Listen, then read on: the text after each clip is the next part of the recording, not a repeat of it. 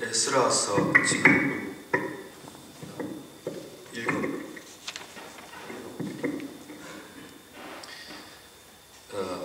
1장의 1절부터 4절까지만 읽은데 사실은 전체 내용은 1장에 전부 다 있는 내용입니다. 뒷부분은 그렇게 중요한 부분이 아니어서 이제 4절까지만 이렇게 했는데, 우리가 구약을 볼 때는 신약과 좀 다른 면들이 있습니다. 죄송합니다.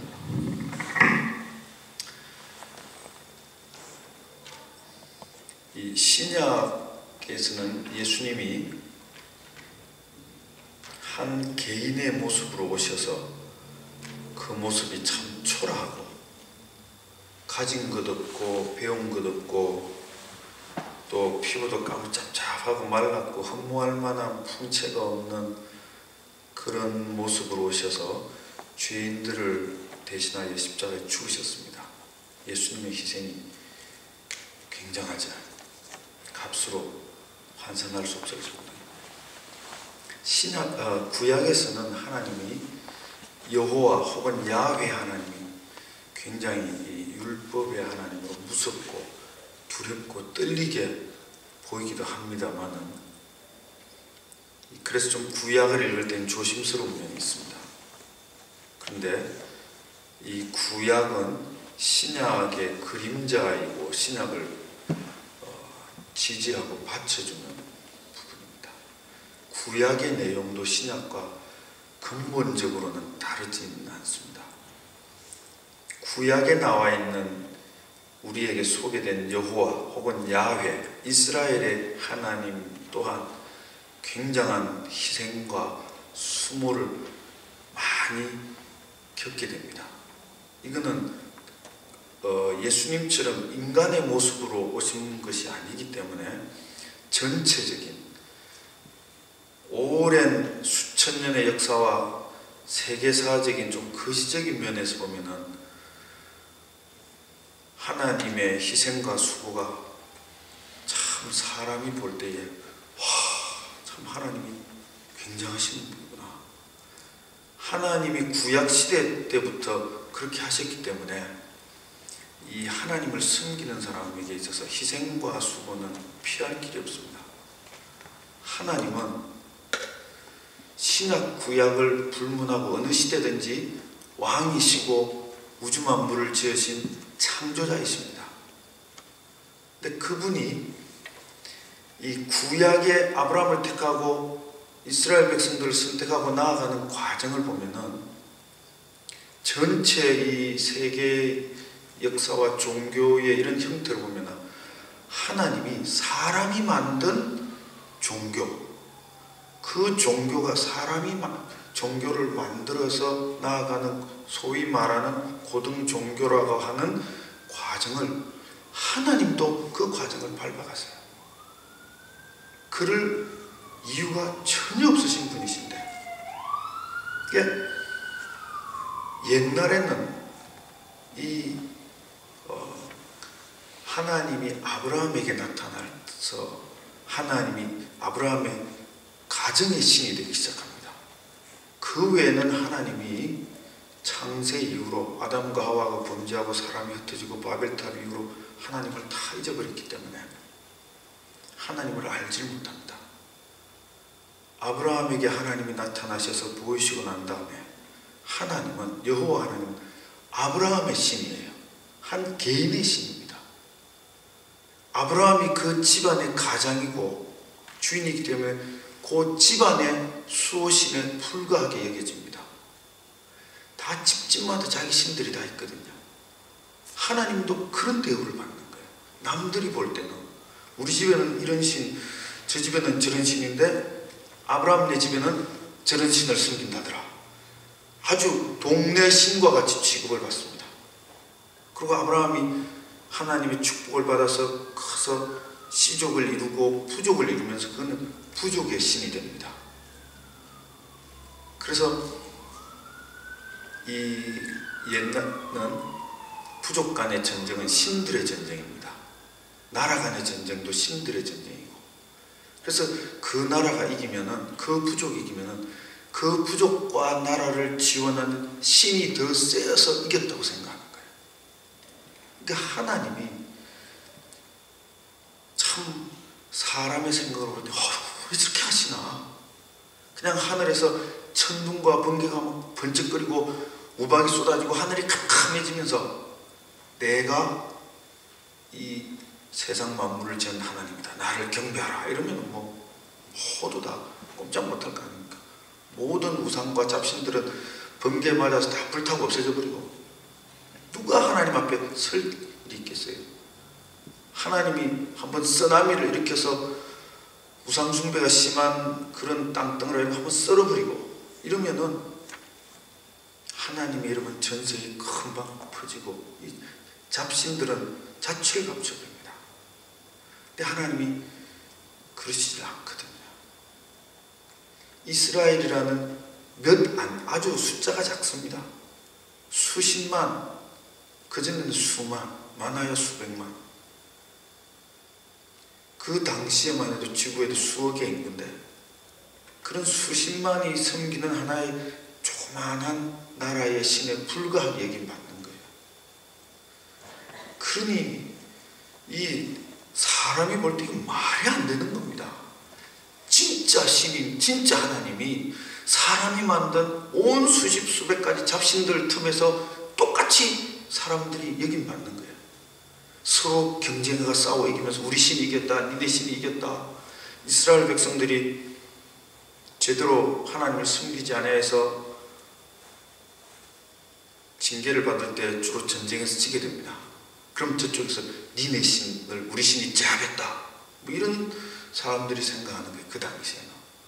그러니까 지구는 전 우주에 비하면 이건 뭐 별거 아닙니다. 학자들에 의하면 지구와 같이 사람이 살만할 수 있는 이런 별들이 1000억 개 이상 추정이 된다는 거예요. 그러니까 전 우주를 만드신 하나님이 조그마한 지구에, 거기서도 중동 땅덩어리에 그 무수한 모래알 같은 사람들이 자기네들이 만들어서 섬기는 신들 가운데 하나의 자기네들 신과 경쟁하는 같은 급으로 여김 받는 거에 출발할 때. 그리고 나중에 예레미야를 통해서 내가 새 언약을 말하겠다 그러고 모든 전 세계 사람들이 내 자녀가 되고 나를 알리라 하면서 점점 구약 시대가 끝나고 예수님이 오셔서 복음을 전하고 제자들이 전파하면서 기독교가 다 퍼졌죠. 이제야 세계의 종교가 된 거죠. 그러니까 수천 년이 걸린 겁니다. 이거 뭐 아는 사람 보면 막 울분이 막 일어날 정도예요. 어떻게 하나님이 이렇게 막 수모를, 사람이 볼 때는 이건 수모와 같은 수준입니다. 예수님이 잡혔을 때 그것도 좀 지체가 높은 빌라도가 예수님을 뺨을 때려서 말이라도 돼야, 그 밑에 하찮은 것들이, 병사들이 이렇게 하니까 이게 참 그렇잖아요. 주님도 그런 하나님이신 분이 수모를 당하셨지만은 이 구약 시대의 야훼 하나님도 말도 안 되는 이런 수모와 이런 멸시, 사람, 하나님은 괜찮으시겠죠. 사람이 볼 때는 그런 과정을 똑같은 형편없는 그런 인간이 만든 하급 종교로부터 시작해 고급 종교로 가는 그런 과정을 하나님도 이렇게 이스라엘 백성들 때문에 그런 여김을 받으면서 가는 겁니다. 이스라엘 백성들뿐만 아니라 우리 때문에도 그렇죠. 그래서 이 기독교 신앙이라는 것은 희생과 수고가 피할 길이 없습니다. 하나님이, 성부 하나님이 몸소 세계사성에 그렇게 보이셨고, 그 다음 주님이 또 실제 분명하게 눈으로 보이는 인간으로 보이셨거든요. 이 에스라 지금 고레스, 과거에는 이제 고레스 원년이고 세번역에는 고레스가 페르시아의 왕이 된 첫 해일입니다. 이 페르시아의 왕이 된 첫 해일이 전 아니고 있죠. 이걸 함부로 성경 번역자들이 손을 댈 수가 없어서 고레스가 바벨론을 침략해가지고 무너뜨려서 대제국의 왕이 된 첫 해를 말하는 겁니다. 이 바사왕 고레스, 우리는 이제 이 히브리 말 쪽으로 해서 고레스라고 하고, 저쪽 영어도 그렇지만 이제 키루스라고 해요. 영어로는 아마 CYRUS 그렇게 있을 겁니다. 키루스 대왕 이렇게 하는데, 이 고레스 왕은 징기스칸, 알렉산더 이런 급의 사람입니다. 고레스 왕이 페르시아 제국을 세웠는데 그 제국의 땅덩어리는 알렉산더 제국이 이룬 땅덩어리하고 비슷합니다. 이거 어마어마한 영웅이죠. 그래서 이 영웅의, 옛날에는 영웅이 하나 나타나면 그게 막 과거에 그 사람이 어떤 어려움을 겪었다든지 하는 설화와 같은 이야기가 많이 등장합니다. 그래서 이 사람도 이 할아버지가 큰 그 이란 지방의 메디아 지역의 그것도 큰 나라입니다. 외할아버지가 왕인데 황제급 왕이죠. 자기 딸을 아주 형편없는 조그마한 그런 지방 군주와 같은 그런 사람한테 줬는데, 이 고레스 왕의 아버지도 딱 천한 출신인데 상당히 똑똑한가 봐요. 할아버지가 꿈에 손자가 자기를 치는 꿈을 꾼 거예요. 그래서 손자를 죽여야 되겠다. 그러니까 죽이라고 했는데 뭐 안 죽이고 양치기에 갖다 줬더니 양치기가 길러가지고 뭐 이런 설화 같은, 예전에 과거에 그 당시에 쓰여져 있는 역사책이나 이런 책들은 객관적인 사실보다 어떤 목적을 가지고 됐기 때문에 뭐 꼭 그렇다 아니다 할 그런 대상은 아닙니다. 근데 어쨌든 이 사람도 대단히 똑똑하고 난 사람이에요. 그래서 조그마한 자기 세력을 규합해가지고 결국 지역을 장악하고 나중에는 자기 외할아버지를 쳐서 큰 왕국을 집어삼킵니다. 그러면서 이란을 중심으로 되어 있는 큰 왕국을 페르시아라고 이름을 바꿔버립니다.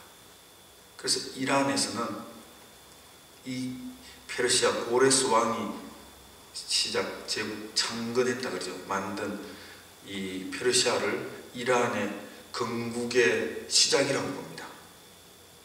2500년 넘었죠. 그래서 이 고레스 왕이 페르시아 제국을 세우면서 주변을 막 치면서 정복하고 확장하면서 결국은 바벨론을 치고 들어갑니다. 그래서 바벨론을 정복함으로 거대 왕국을 이루게 되죠. 그래서 그 바벨론을 정복한 그 해를 말합니다. 이 고레스 왕은 그 무덤이 이란에 있는데 보잘것없어요. 사진을 보면 유네스코 세계 문화유산으로 지정되어 있습니다. 어쨌든 인간으로는 대단한 사람이에요. 그리고 고대 그리스 시대부터 로마 시대도 그렇고 이 왕은 대단한 왕입니다. 왕들이 배워야 될 교과서적인 사람이에요. 그래서 왕들을 교육할 때 이 고레스 왕의 예를 들으면서 이렇게, 근데 이 사람은 겸손하고 포용력이 뛰어난 사람이에요. 그래서 자기가 왕국을, 큰 거대 왕국을 이루기 위해서 얼마나 많은 나라들을 정복하고 부족을 쳤겠어요. 그러면서 각 나라와 부족들의 종교들을 허락해 줍니다. 보통은 자기가 싸워 이기면은 자기의 신을 강요하고 자기의 종교를 강요하는데 이 사람은 허락해 줘요. 그리고 자기가 비록 정복했지만은 그 나라의 좋은 제도나 좋은 문화나 좋은 것들 보면 가져다 자기가 씁니다. 그 사람들을 데려다가 또 써도. 그래서 이 포용력이 있고 겸손한 사람이에요. 그래서 이 고레스 대왕을 많은 왕들이, 고대의 왕들이 배워야 될 그런 사람으로 자주 등장한 사람입니다. 아주 유명한 사람이죠. 이 사람이 하나님의 감동을 받아서 바벨론을 점령하고 보니까 바벨론에 포로로 잡혀왔던 이스라엘 사람들이 있었거든요. 느부갓네살 시대에 이스라엘을 치고, 이스라엘이 남왕국과 북왕국으로 나누어져 있었는데 북왕국은 이미 아시리아에 멸망했고 남왕국 남아있는 걸 느부갓네살 왕이 치고 은금폐물, 성전에 있던 좋은 것들을 다 가져오고 똑똑하고 유능한 사람들을 다 끌고 옵니다. 여기 은금폐물 갖고 온 거 다시 돌려보내는 이게 그겁니다. 똑똑하고 유능한 사람들을 끌고 오는 이유가 데리고 와야지 다시는 거기서 일어서지 못하는 거예요. 힘을 모아서 우리가 다시 독립을 쟁취하자. 이러지를 못하게 힘있고 유능하고 귀족이고 재력이고 뭐 이런 사람들은 싹 쓸어다가 뭐 가버립니다. 6.25 때도 그랬죠. 북한 애들이 내려와서 뭐 괜찮은 사람들 싹 쓸어 잡아 올라가는 거예요. 써먹으려고 데려가기보다 이게 일어서지 못하게 하려고 하는 거죠. 근데 이 고레스 왕이 이렇게 위대한 왕이 산전수전을 다 겪었습니다. 자기 할아버지로부터 살해의 위협도 당하고 고아와 같이 양치기 틈에서 자라면서 세력을 기르고 이렇게 한 사람인데 이 세상의 어려움도 알고 사람들의 그런 것도 잘 아는 이런 사람이 참 어떻게 보면은 이런 사람들이 세상에 아주 밝은 사람들이 순수하게 하나님을 믿는 일이 쉽지가 않습니다. 너무 많이 알거든요. 사람의 속을 너무 잘 알고 그러니 큰 지도자가 되는 거죠. 하나님의 감동을 받아서 이스라엘 백성을 돌아가라 그러고 그 은금, 폐물, 돈도 엄청날 겁니다. 가치로 따지면 그걸 다 가져가라 그러고 또 더군다나 3절에 보면 이스라엘의 하나님은 참 신이라, 이스라엘의 하나님이 진짜 신이다. 그래서 2절에도 하늘의 하나님이라는 거예요. 이게 도대체 어떻게 이렇게 감동을 받아도 이렇게 받을 수 있을까? 참 쉽지 않습니다. 자기가 다 정복한 나라의 신들과 이런 분들은 자기 신 아래 다 무릎 꿇는 거예요. 그런데 정복한 나라에 정복당했던 아주 조그마한 예루살렘 땅에 살던 그런 잡혀온 포로 생활하고 있던 그 유대인들이 믿던 신, 누가 믿으려도 안 믿어요. 유대인들도 선민의식이 있어서 하나님이 천지를 만드신 하나님 우리 신이다, 우리를 택했다. 그래서 이 신앙을 나눠주기도 싫지만 나눠준다고 안 받아가요. 니나 해라. 그 보잘것없는 조그마한 곳 요단강 근처에 그런 별 볼 일 없는 지방신 니가 해라. 우린 줘도 안 한다 이랬는데 그런 사람들이, 그래서 유대인들도 이방인들을 무시했지만 이방인들도 유대인들을 엄청 무시했습니다. 그래서 이방인이 유대교를 믿었다는 건 그 두 가지의 장벽을 뛰어넘었기 때문에 굉장한 사건이죠. 근데 이 여러 가지 뭐 이야기들인데 가장 제가 볼 때 설득력 있는 전해오는 이야기가 있습니다. 고레스가 바벨론을 탁 침략하고 바벨론이 대제국이었거든요. 그 보물창고에 얼마나 많은 은금 폐물들이 있겠습니까? 내가 정복한 나라, 내 업적이죠. 그래서 바벨론 왕궁의 창고를 구경하게 됩니다. 다 보는데 정복하고 쫙 보는데 책이 하나 있는 거예요. 저거 뭐냐? 오래된 책이에요. 수백 년 된 책. 그거 읽어봐라. 쫙 펴서 읽는데 고레스가 놀래 자빠지는 거예요. 기절 촉봉할 일이 생기는 겁니다. 그게 이사야서 44장에 있는 이야기입니다. 이 이사야서 이 44 이게 쓰여질 때는 적어도 이때로부터 150년 내지 200년 전의 일입니다.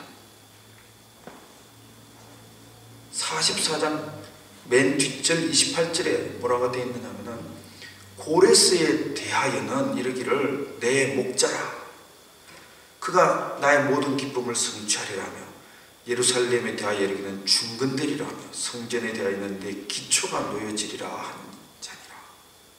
다음 45절에 계속됩니다. 여호와께서 그의 기름 부음을 받은 고레스에게 이같이 말씀하시되 내가 그의 오른손을 붙들고 그 앞에 열국을 항복하게 하며 내가 왕들의 허리를 풀어 그 앞에 문을 열고 성문들이 닫히지 못하게 하리라. 내가 너보다 앞서가서 험한 곳을 평탄케 하며 논문을 쳐서 부수며 쇠빗장을 꺾고 내게 흑암 중에 보아와 은밀한 곳에 숨은 재물을 주어 내 이름을 부르는 자가 나 여호와 이스라엘의 하나님인 줄 내가 알게 하리라. 그리고 4절 뒤에 보면은 내가 택한 자 이스라엘 곧 너를 위하여 내 이름을 불러 너는 나를 알지 못하였을지라도 네게 칭호를 주었노라. 그 다음 5절에도 나와 있습니다. 너는 나를 알지 못하였을지라도 나는 내 띠를 동일 것이요. 이 고레스가 나라들을 정복할 때 이 사람이 포용력과 관용이 있고 자기도 고생을 해봤거든요. 그 당시에 자기 외할아버지도 그랬지만은 왕들이 거의 폭군의 수준입니다. 자기 마음대로 막 하는 거예요. 그러니 민심을 많이 잃어가는 거예요. 그래서 이 고레스가 세력을 모아서 치고 갈 때 오히려 정복당하는 나라에서 백성들이 환영하는 경우가 많은 거예요. 협조자들도 많이 그래서 고레스는 내가 똑똑하고 내가 잘나고 내가 운이 있어서 내 신이 나를 도와서 막 정복하고 그런 줄 알았어요.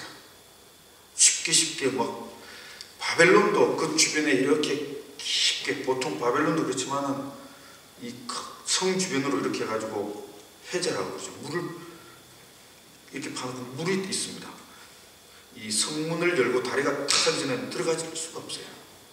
그런 성들이 많은데 내부의 협조자들이 싹싹 문을 열어주는 거예요. 이게 이 고레스는 내가 유능하고 내가 정책을 잘 세우고 내가 재주가 있어서 내가 잘한다고 생각했는데 이걸 딱 보는 순간 자기 이름이 150년이나 200년 전에 이미 나와 있는 거예요. 그리고 자기가 정복 전쟁을 해온 과정이 쫙 나와 있는 거예요.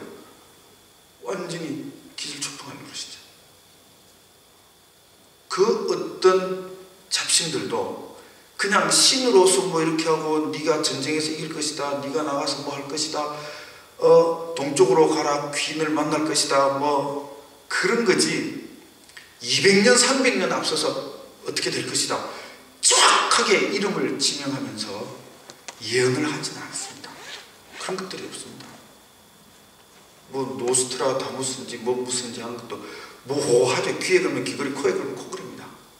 그는 대로 다 걸려요. 그런데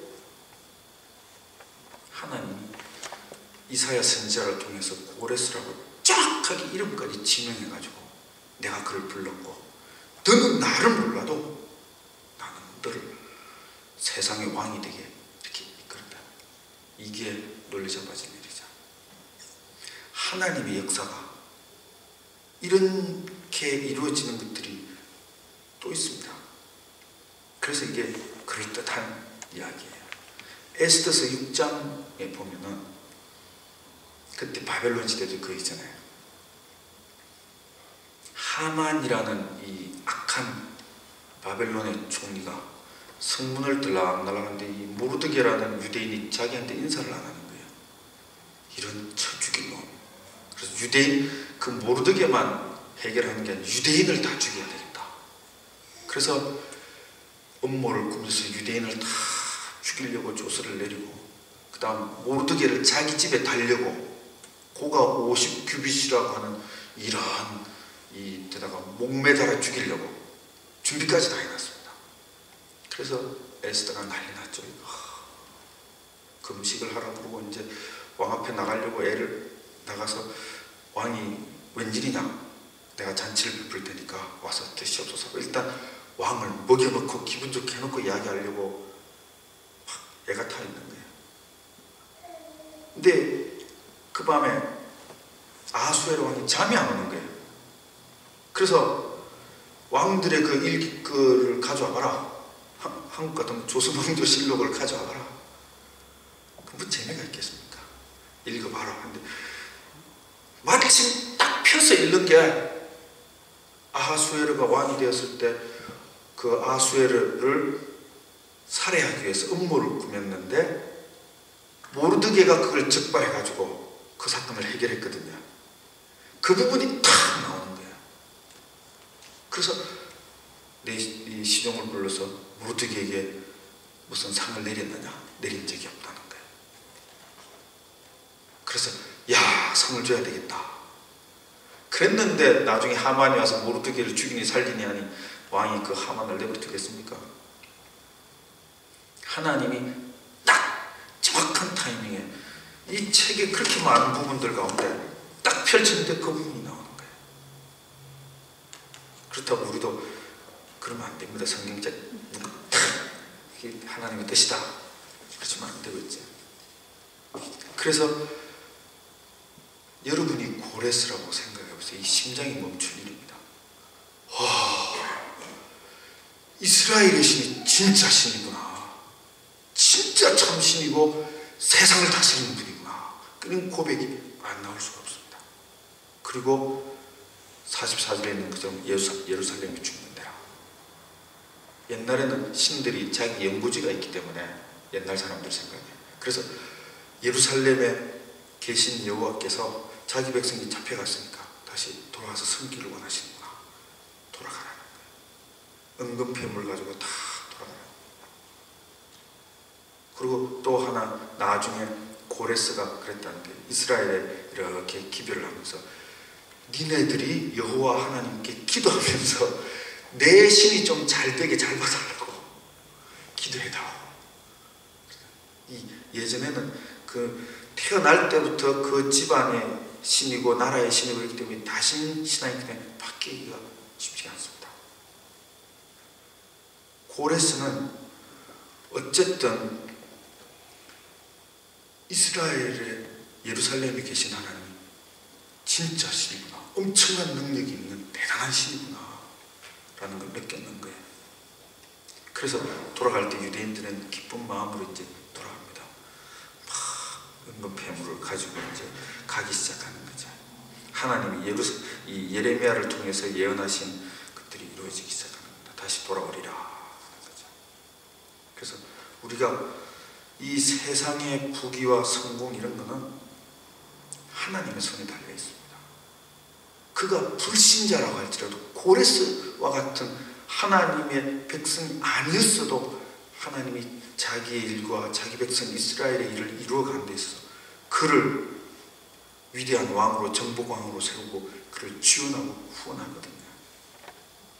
그래서 우리는 물질적으로 부유하고 성공했다고 해서 그가 하나님이 뭐 더 많이 사랑했다거나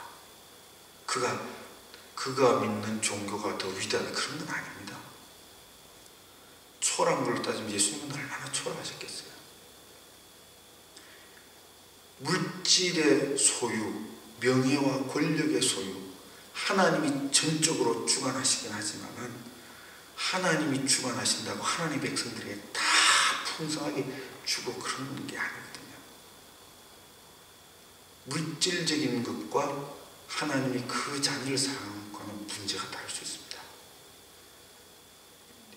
지금 인간도 지금 21세기에 사는 큰 부자들도 자식한테 한 푼 안 물려주고 다 기부한 사람들이 있습니다. 자식 망칠까봐 못 주겠다는 거예요. 심지어 러시아에서도 그런 사람이 나오죠. 이유는 자식 망칠까봐. 그런 겁니다. 근데 이 고레스가 볼 때는 하나님이 참 대단하시고 자기 백성을 끝까지 잊지 않고 예루살렘에서 잡혀와가지고 바벨론 강가에서 포로 생활하면서 구차하게 지내는 그들을 끝까지 잊지 않냐고 챙겨서 다 돌아가서 자기를 숨기지 않은 이스라엘의 하나님, 자기 백성을 반드시 지키고 하시는 분인 거예요.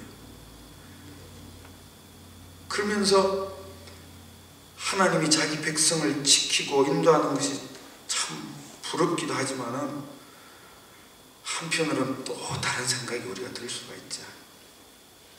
하나님의 백성이 어떻게 저렇게 초라하고 보잘것없느냐는 거예요. 분명히 이스라엘의 하나님이 하늘의 신이고 참신인데 그 참신이 지원하고 그 참신의 혜택을 받고 하늘의 하나님을 섬기는 백성인데 저렇게 잡혀와가지고 포로 생활하고 기죽어 지내고 보잘것없고 형편없는 거예요. 야, 너무 그 신과 그 백성이 이거 너무 안 어울리는 거예요. 참 초라하고 형편없죠. 하나님이 자기 백성을 지키고 보호하는데 바벨론으로 간 이유는 하나죠. 하나님을 잘 섬기지 않고 신앙생활 잘 안 하고 자꾸 엉뚱한 짓 하니까 고난을 통하여 하나님이 바벨론으로 딱 보낼 때 예레미야서 29장에 그럽니다.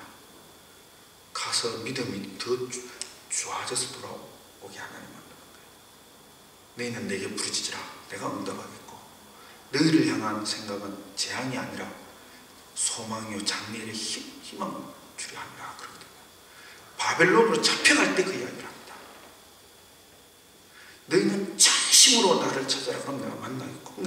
바벨론으로 가기 전에는 전심으로 찾지도 않고 막 신앙생활 제대로 안 합니다. 오히려 바벨론 가서 더 잘해요. 하나님을 전심으로 찾게 됩니다. 우리가 이래서는 안 되겠다 하고 탈무드도 새로 이렇게 개정하고 회당도 만들고 이렇게 해가 진짜 전심으로 하나님이 찾게 돌아오죠. 들어오는데 하나님 자기 백성을 고난과 환난 가운데도 단단하고 신앙이 제대로 된 사람으로 만드는 하나님과 백성이 아닌 거죠. 남들은 모릅니다.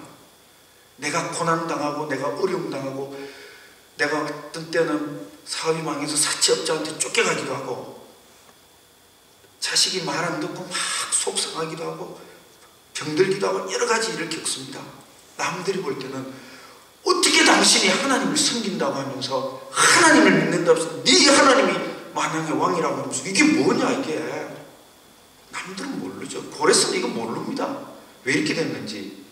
그 위대한 왕이 그 위대한 신이 어떻게 저렇게 보잘것없어 잡혀와가지고 포로 생활하는 저런 백성들을 몇 안 되는 백성을 자기 백성으로 삼고 자기 사람으로 삼고 그러는지 고레스는 모르죠. 몰라서 그전에는 무시한 거죠. 이렇게 하나님이 감동했기 때문에 오! 진짜 하나님이구나. 근데 이건 뭐냐 이거죠. 모릅니다. 하나님이 나를 복주고 나를 성공시켜주면 정말 좋겠지만 내가 어려움도 겪고 눈물도 나고 내가 서럽기도 한 일도 겪지만 하나님 왜 이럽니까? 남들은 모르죠. 남들은 네 하나님이 어디 있느냐? 시편에도 그 이야기 나오죠. 이게 다윗도 겪는 겁니다. 하나님과 나와 하는 문제입니다. 하나님은 내 신앙, 내가 하나님을 섬기는 신앙과 하나님을 사랑, 온 마음으로 온전히 하나님을 섬기는 그걸 하나님이 원하십니다. 내가 못나고 어리석고 못 배우고 가난하고 그런 거 개의치 않아요. 하나님은 무능한 자기 백성은 결코 부끄러워하는 분이 아닙니다. 모르는 사람들이 볼 때는 아이고 저런 오합지졸을 참 끌고 다니는 신 참 안됐다. 야, 나 같으면 창피스러워서 저런 사람들 어떻게 데리고 다니나. 어휴. 여러분들이 보세요. 누가 고향에서 오랜 친구가 올라왔다. 남루한 거예요. 나는 성공했는데 한 명만 올라오는 게 아니라 막 우르르 다 일가 친척 다 오고, 내가 어릴 때 아저씨 뭐 삼촌 뭐 네가 그랬느냐 하면서 뭐 허름한 사람들이 고무신 신고 와가지고, 나는 성공했는데 그분들을 이렇게 특급 호텔에서 경양식에서 다 클래식 음악이 나온 데서 풀코스로 제공해드리라고 쭉 간 시골촌에서 부실구실하게 막 떠들죠. 막 그 식당에서 예의도 없고, 예의라기보다 그 에티켓 아니고 뭐 이러면은 창피스러워요. 저분들 수준에 맞는 그냥 동네 갈비집으로 가야 되겠다, 그런 생각이 들 수도 있죠. 아버지는 성공한 좋은 대학 나오고 참 좋은 지위가 있는데, 아들은 공부도 못하고 싸움질이 나고 이러면 창피스럽다는 거예요. 그래서 대학을 어디 갔습니까? 말 안 해요. 말하기 창피스럽다는 거예요. 인간들은 그렇습니다. 내 자식이 못나고 내 자식이 남들 앞에 내세울 것이 없으면 창피스러워요. 더군다나 장애가 있다. 어떤 부모들은 집에서 못 나오게 해요. 손님 들어오면 창피스럽다고. 그게 사람의 마음입니다. 하나님이 사랑과 같으면 우리는 나만할 사람이 없습니다. 뭐 뻑하면 죄짓고 범죄하고 하나님 말 안 듣지, 기도하려도 안 하고. 그렇다고 내가 열심히 주를 잘 섬겨서 주를 영롭게 하고 주의 이름을 드러낸 것도 아니고, 내가 참 예수를 먹칠만 안 해도 다행입니다. 기도하면서 주여 내가 주의 이름에 참 그 시기 칠한 적도 많습니다 하는 생각도 들죠. 예수 믿는다고 하면서 얼마나 성질도 많이 내고, 예수 믿는 사람 욕은 더 잘해요. 싸움도 잘하고. 그 돌아서서 참 민망하죠. 자식 보기에 아버지가 하나님의 사랑을 이야기하면서 자식은 잡아 죽일 듯이 사단의 분노로 막 이글이글 타서 막 그러지 않아요. 참 내가 이래가지고 내가 하나님을 믿는다고 할 수 있겠는가. 복음을 전하러 갔는데 저쪽은 유명하고 똑똑한 사람입니다. 의사고 반듯하고. 나는 그 지식에 갖다 붙일 것도 아니고. 참 몇 마디 하다 보면 초라한 느낌이 들죠. 하나님이 가끔 뭐 이렇게 해외 토픽에 보면 구름 사진 찍었는데 예수님의 모습이다, 뭐 천둥 번개가 쳤는데 뭐 이런 거는, 하나님 그랬으면 벌써 처음부터 그랬죠. 이 옛날에 고대의 조그마한 사람이 만든 신과 같이 그런 과정을 거쳐갈 이유가 없습니다. 하나님이. 그래서 그건 별로 신빙성이 없죠.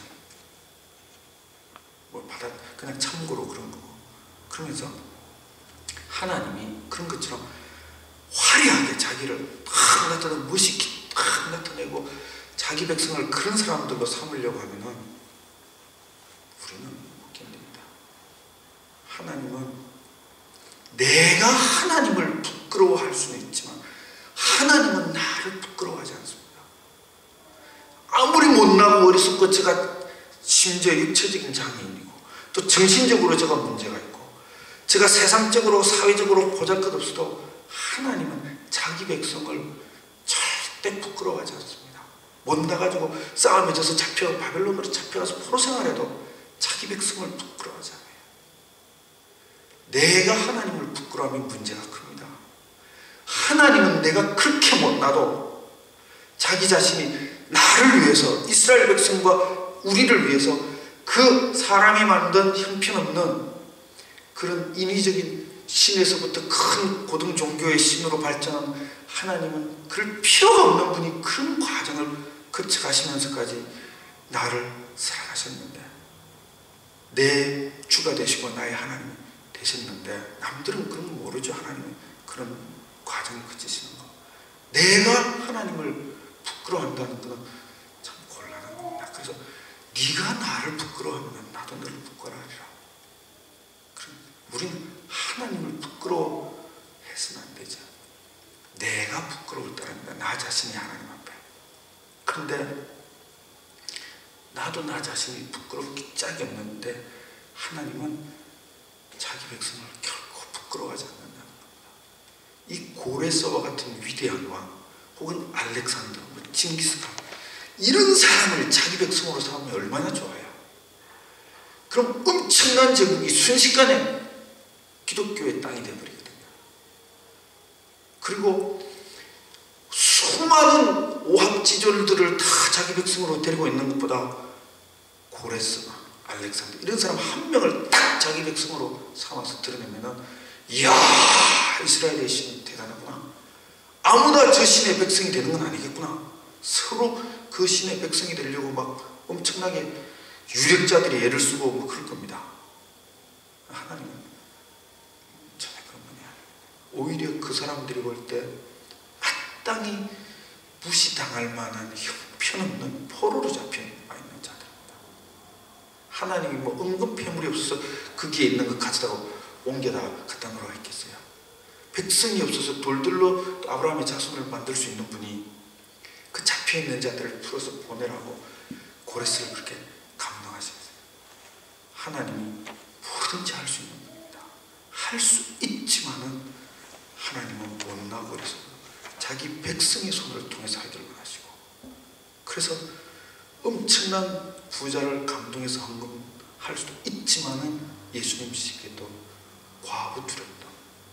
지금으로 따지면 50불밖에 안 됩니다. 누구보다도 많이 헌금하였다. 주님, 하나님은 주님도 세리들과 병자들과 함께 있어도 전혀 창피스럽게 여기지 않았습니다. 바리새인들은 자꾸 그것 가지고 손가락질했죠. 왜 죄인들과 함께 있느냐? 왜 형편없는 저런 자들과 함께 있느냐? 있으려니까 내가 창피스럽다는 거예요. 주님은 좋은데 주님 주변에 있는 제자들도 그렇고 그 주님을 따른 사람들이 당신은 창피스럽지 않느냐는 거예요. 근데 주님은 참 그런 거 없죠. 하나님이 고대로부터 구약시대 이스라엘 백성도 그렇고 지금 우리도 마찬가지입니다. 내가 하나님 앞에 가진 것이 적어서 적은 헌금밖에 못하고 능력이 없어서 적은 수고밖에 못하고 내가 하나님 앞에 참 보잘것없고 내 모습이 세상적인 지위나 뭐 이런 것들에서 참 부족함이 많죠. 남과 비교하면 창피스러울 수도 있습니다. 그렇지만은 우리가 이 고레스를 통하여 하나님이 하신 그 창피스럽게 보이는 자기 백성을 지키고 자기 백성을 챙기고 자기 백성을 사랑하시는 것 보이시는 겁니다. 하나님은 선택한 자기 백성에 대해서 그가 아브라함을 택했고 아브라함이 그걸 하나님이 자기를 부르시는 걸 알고 믿음으로 응했습니다. 예수 그리스도께서 우리를 부르시고 우리를 선택하신 거죠. 우리가 그 믿음으로 응하고 주를 내 구세주라 부르는 겁니다. 하나님은 자기가 선택하여 부른 백성, 그가 세리요 창녀요 절름발이요 문둥병자요 거지랄지라도 결코 자기 백성을 부끄러워하지 않았어요. 그렇기 때문에 하나님은 나를 부끄러워하지 아니하십니다. 내가 못난, 내가 어리석은 것, 그런 것에도 불구하고 내가 더 하나님 앞에 여러 가지 어려운 가운데 신앙이 더 연단을 받아서 하나님 앞에 단단해지길 그걸 원하시지, 내 부끄러움을 없애려고 네가 지위가 더 높아져라, 네가 돈이 더 많아져라, 네가 더 많이 배워라, 그런 분이 아니거든요. 그렇기 때문에 우리는 하나님을 부끄러워하지도 말아야 되겠지만 나를 부끄러워할 필요도 없습니다. 하나님이 나를 부끄러워하지 않는데 내가 하나님 앞에 완전히 이 고레스와 같이 위대한 사람도 하나님을 완전히 믿지 못하고 하나님을 자기 종교를 부르고 하나님께로 완전히 돌아서지 못했어요. 그렇지만은 고레스에 비하면 나는 형편없는 사람입니다. 그렇지만은 나는 하나님의 선택을 받아들이고 내가 하나님을 선택하고 내가 하나님을 섬기는 내 믿음은 대단한 겁니다. 하나님이 내 믿음을 보시기 때문에 내가 부끄럽고 내가 형편없어도 나를 인도하시고 나를 사랑하시고 나를 지키시고 하나님의 나라에 완전히 갈 수 있도록 성령으로 이끄시고 지원하시거든요. 기도합시다.